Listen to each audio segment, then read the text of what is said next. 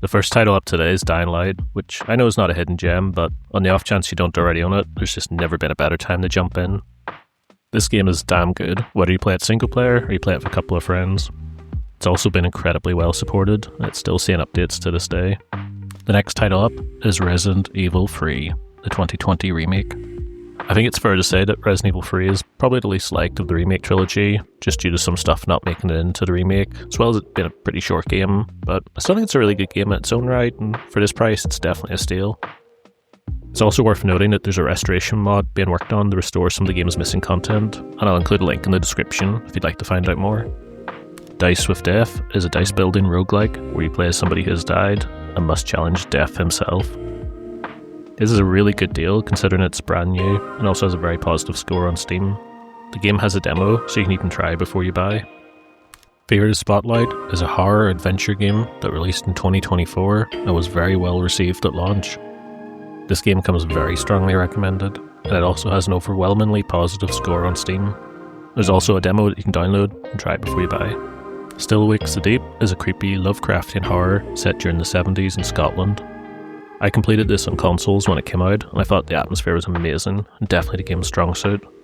You could probably label the game as a walk-in sim, but I think that sells a little bit short. There's still a decent amount of interactivity and monsters that you'll come across.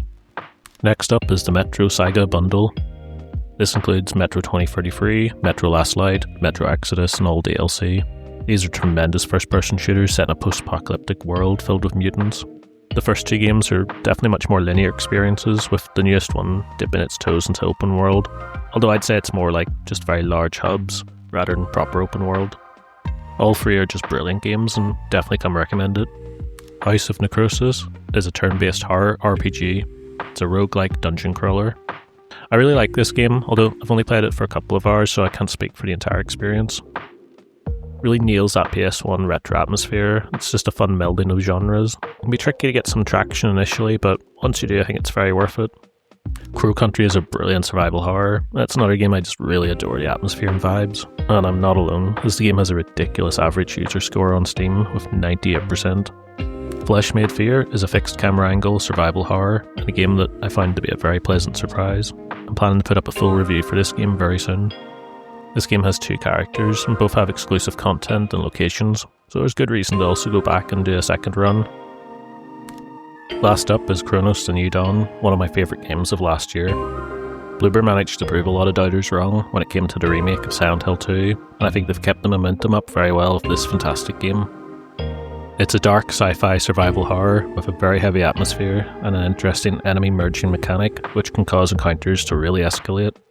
Anybody who enjoyed Dead Space should definitely check this one out.